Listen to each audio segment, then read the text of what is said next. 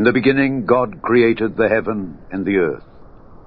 And the earth was without form and void, and darkness was upon the face of the deep. And the Spirit of God moved upon the face of the waters. And God said, "Let there be light." And there was light. And God saw the light that it was good. And God divided the light from the darkness.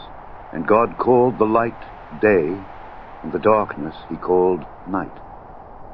And the evening and the morning were the first day. In the beginning was the Word, and the Word was with God, and the Word was God.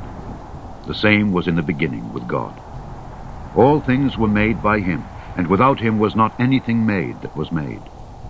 In him was life, and the life was the light of men. And the light shineth in darkness, and the darkness comprehended it not. Okay, here we go. We are going to go do a video this afternoon. Working on it all day.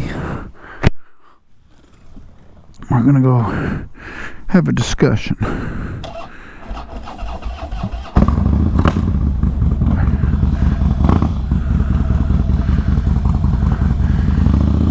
It's awful windy today.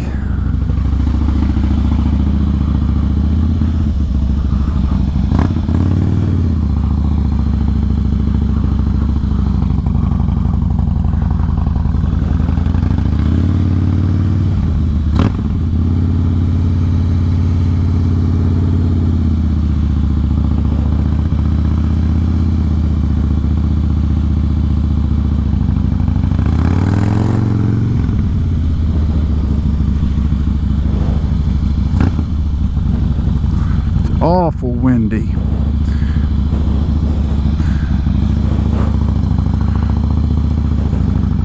Okay, YouTube, let's talk. Bible, Genesis chapter 1 talks about the beginning of creation.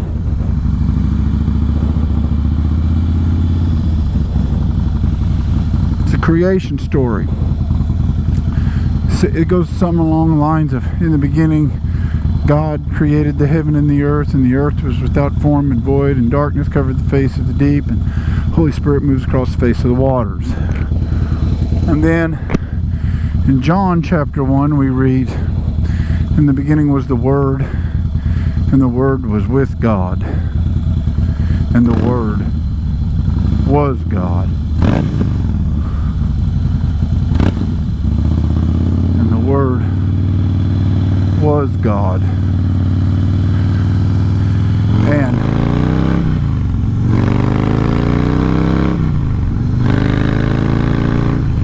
we need to understand who the Word is. So Jesus is the Word. He was made flesh and he dwelt among men. That's what John will say later on, a little later on. And that the light shineth in the darkness, and the darkness comprehended him not. So what is this light? This light is Jesus. It'll eventually say that he had come into the world, and he dwelt among those, but they received him not.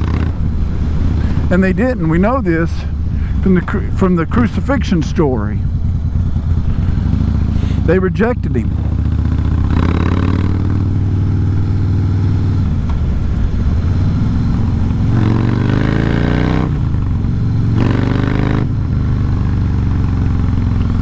They rejected him. So we know that from the creation story that they rejected Jesus. And they went as far as they crucified him on a tree and a hill that he created. Abandoned.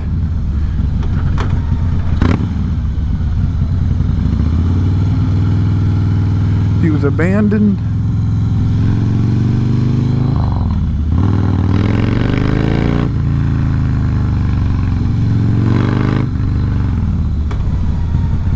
And left alone to die. The Bible says that Jesus cried out. He's cried out, my God, why hast thou forsaken me? Then he says it is finished. And then he says, Father, into thy hands I commend my spirit. And that's when he gives up the ghost. That's when he passes away. But the Bible also tells us that on the third day he rose from the dead. He fulfilled the prophecies the Bible said that he would fulfill. And by raising from the dead, he conquered sin and death and gave us new life. That doesn't mean that we won't fail him. Doesn't mean that we won't. Doesn't mean we're going to live this perfect life. We're not going to live no perfect life. To be a Christian doesn't mean that you're sinless. It means you do your best to sin less, to live for God. I fail him just as much as anybody else. I'm not no perfect person, by no means. If you looked at my life, you'd say it was an absolute tragic mess. Yet I love Jesus. I'm going to fail him.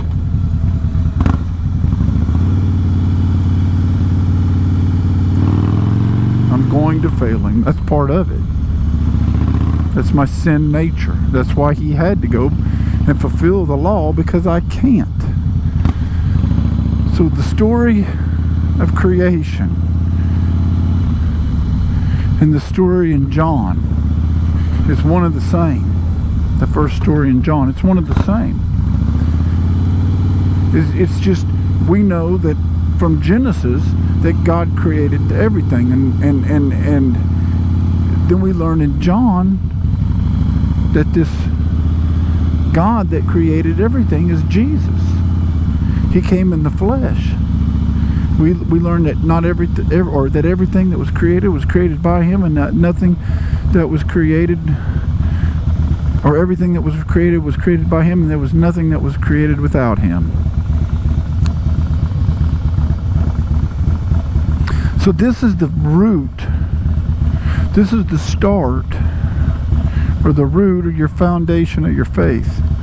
Is first understanding who he even is. Who Jesus even is.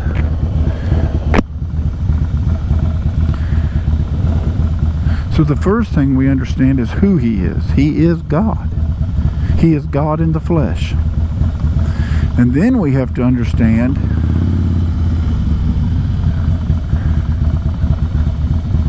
what this means.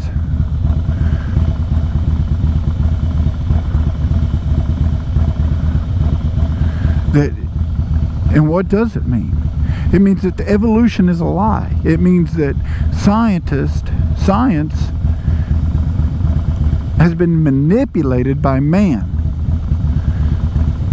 See, you want to know who the greatest scientist is? It's God himself.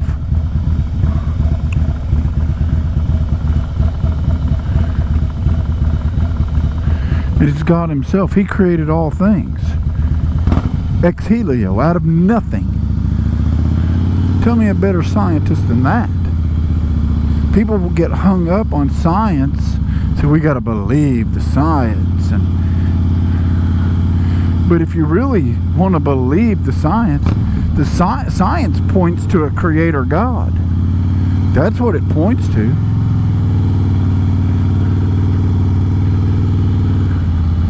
Science points to a creator God. So now we realize that science does point to a creator God. We have to ask who that creator God is. And that creator God is King Jesus. Now, where does science point to a creator God? Tell me one place in history, in time, where life was created from nothing. It never has been created from nothing. That is the biggest lie ever.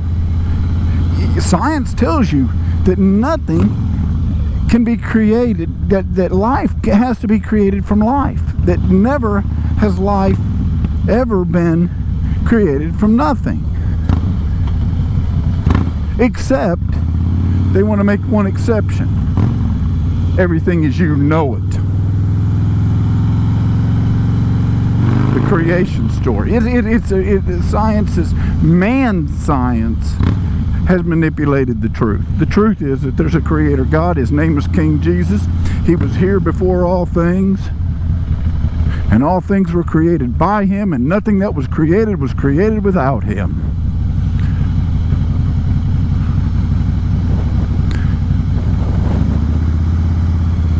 So now, where are we at? We know who he is. He's the creator. And now, in a later episode, I don't know if episode's the right word, but a later video I'm going to put out, we're going to get to know him more intimately. We got to come to know him more intimately now. We're going to, well, I want to know him. I want you to know him like Isaiah knew him. Like Moses came to know him. How the disciples, all 12 of them, knew him.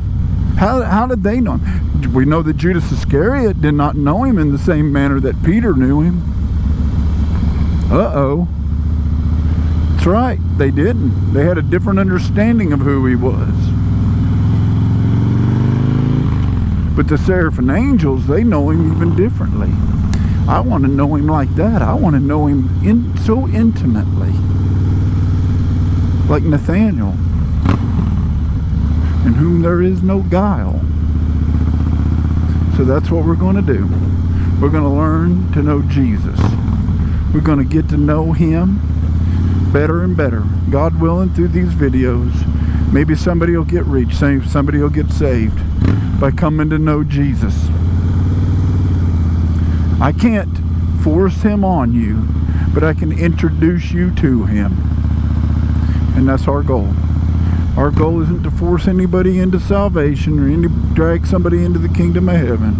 Our only goal is to introduce you to the King of Kings, someone who loves you so much that he created all things, stretched out his arms wide, and died on a cross and a hill that he created. You say, well, did he create that cross? Absolutely. It was made from a tree. If he's creator God, he created all things. He created the thorns that were been pounded into his skull. He created the tree that he was crucified on, and the hill that he was crucified on as well. That's who he is. Who is he? He's love. So, until next time, we're going to do this video upright. God bless you, and we'll see you next time.